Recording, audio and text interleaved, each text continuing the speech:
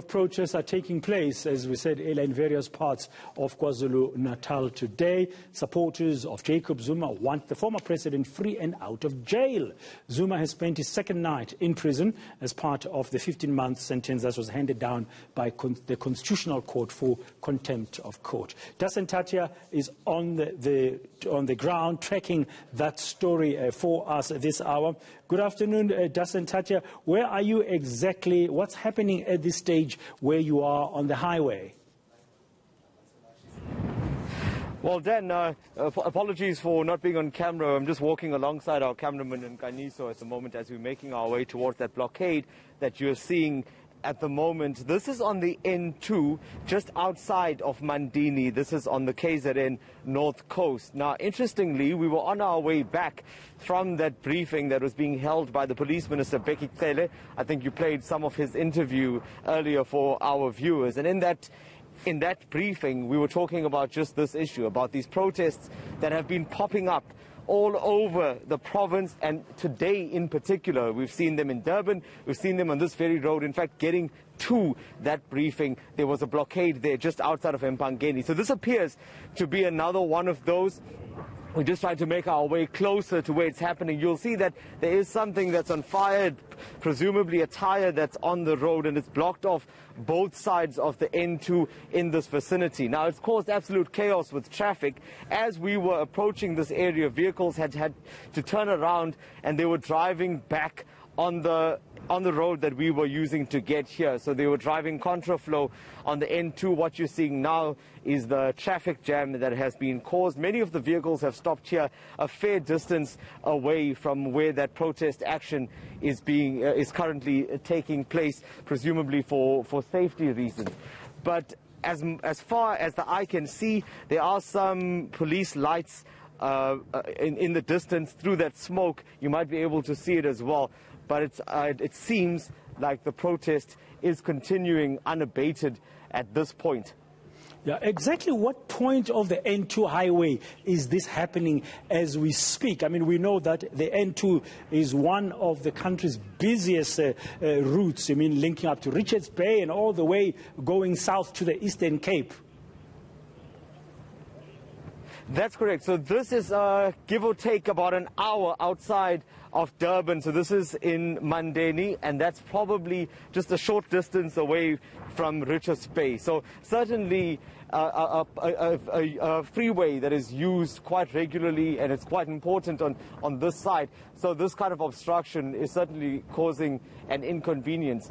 But you know, what I must tell you, Dan, is that these protests have been popping up very strategically across the city, and also not just here, but on the N3 coming in from Johannesburg. We've seen some of those videos that have been circulated. But it all seems to happen very quickly. So the protesters have been coming in, they've been placing items on the road, causing an obstruction, and then moving off very quickly. So when we had asked the police minister about this, because we were talking about issues around the regulations and level 4 and how it is that in many cases we've seen just this. In fact, what I'm seeing now is something that I had asked him just a short while ago, because I saw this last week Sunday when supporters were heading to Nkandla to support the former president. Exactly this happened, where the freeway was blocked off, people had pulled out firearms and they were firing into the air. They had stopped at any given time for between 15 and 20 minutes. And I asked him, how is that possible? And his response, in short, was that police can't always be everywhere. And then he named a few instances in which people were arrested. As we're getting closer now, you should be able to see the numbers and exactly what is transpiring here. Some of these people, as far as I can see, are carrying flags. Some are draped in ANC colors as well. Much further back there towards one of the trucks which seem to be causing this blockade, where those trucks are parked. You'll see there's one parked on the northbound lane and the other on the southbound, and almost intersecting, which is resulting in this blockade. Yeah, earlier when you spoke, Dasen, in one of the crossings during all angles with Thulasizwe Similane, you interviewed the minister, Bekitele. He gave an impression, from what I could hear, and correct me if I'm wrong, that the police were trying to manage this situation as best as they can, and that we shouldn't expect trouble to spread out, and that any attempt to destabilize the province is going to be met with law enforcement. But I don't see that happening in these visuals that you are bringing to us right now, near Mandini, there on the N2 highway, which this area is north of Durban, of course about an hour and a bit north of Durban. Exactly, and you know, as much as he said that police can't possibly be everywhere, this is such a busy road. This is the N2, as you mentioned, such a busy route on the north coast. What I do see there is a lone police van that's parked off on the side. Now, it's also important to note, Dan, that police have told us before that when they are faced with situations like this, those specialized units need to be brought in. And especially when members are few and there's just a few of them, all they can really do is call in those other units and stay here to maintain a presence as well. Another interesting fact is that major deployment of officers that was sent to KwaZulu-Natal to deal with any security issues around the former president and his pending incarceration at that time are not far from here, because we were with them just now in Mpangeni, where the minister was addressing them. So I'm quite curious to know why it has taken so long, or why it is taking so long for them to get here. Yeah, Mpangeni is further north from there, as you said. It's not far away, towards Richards Bay. I wonder if the police are there, that van, what have they communicated to their head office? And if anybody's watching this, and these are ANC-clad members. We want the minister to come here and address. Which minister? You want Zuma out. Which minister do you want? Zuma out of prison now and today. Delsi must tell us. Begi Kele must tell us. We want Zuma out. What must Begi Kele tell you? He must tell us when he is releasing Zuma. But it's not in Kele's control per se. It doesn't matter, but he's the one who's in charge as well. He does have a say in this. He does have a say in this. He should be here and tell us. He knows what happened. He was there. So this particular protest, is it part of those that we are seeing in Durban? This protest is the one that says Zuma must be released from prison. All we're saying is that we want Zuma to be released, nothing else. We want Zuma out. What about the court processes that are currently underway? I beg your pardon? I say, what about the court processes that are currently underway? The processes can go ahead while he is out. He doesn't have to be inside for the process to go ahead. The process can go ahead.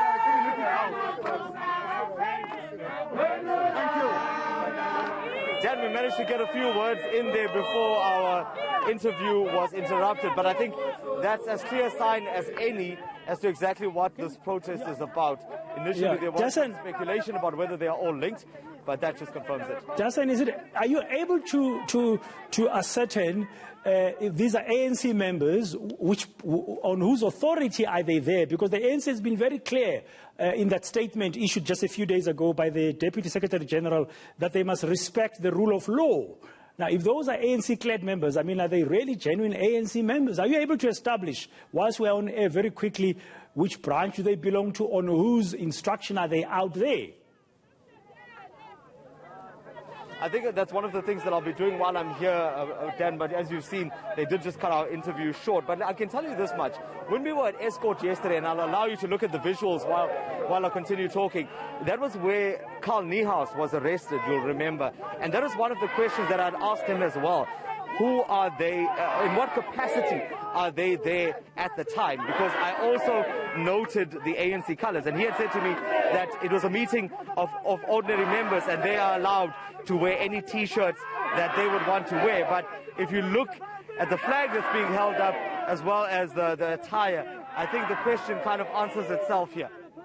Yeah, because as you said, the law enforcement that we saw happening yesterday when Carl Niehaus was arrested outside the Escort correctional facility, and what's happening there now, completely different. It's like the police are not moving in, and that protest has been going on for some time, blocking one of South Africa's major highways, that N2 highway, in a very important economic axis of the likes of Richards Bay, down into the Skwaduguza area, Mandeni, all the way down to Durban. You'd expect the police to have moved in by now to disperse the crowds and make arrests, because they are breaking the law. And more now than ever, Dan, because, as I mentioned, there is a huge deployment that is in KwaZulu-Natal for this specific purpose. And that they are on the north coast as we speak. There's even a chopper from the air wing, a helicopter, an SAPS helicopter, that's been brought in as well. But despite all of that, this has been going on. I mean, just from the time that we've gotten here, it's going for 20 or 25 minutes. And traffic is at a complete standstill. Communities that are nearby here have also been joining in on the protest. That lone police vehicle that I mentioned earlier is still all that is here. The officers are off to the side. So I think it'll be interesting to count the time then, Dan. Yeah, we're going to have to. What's going to happen? Yes. Especially after yesterday and when Carl Niehaus was arrested, and as police said, he was breaking those regulations. He was later fined at the police station as well. But, you know, I don't want to preempt anything. I guess we'll have to just wait and see how police respond to this case. And please stay safe, keep safe, you and the cameraman. Thank you very much, Dasentata, for bringing us those live visuals. That's taking place on the N2 highway, north of Durban, about an hour and a bit in an area called Mandeni. On the highway has been blocked on both sides, as you saw there, by a gathering of supporters of the president, former president, who's currently in prison. And in the words of one of them who spoke to Dasentata there a short while ago, they want Minister Bheki to go there and address them. They want to tell him that he must release the former President Jacob Zuma. That's one of the protests that was expected to take place in parts of KwaZulu-Natal today. But we understand there's a strong police presence. Specialized units are there, not far away in Mpangeni. And for that last half hour, since that highway, major highway in South Africa has been blocked, no action has been taken at all, and those supporters, they clearly breaking the rules about no gatherings during this level 4 of our lockdown due to COVID-19. We're going to have to wait and see what's going to happen there.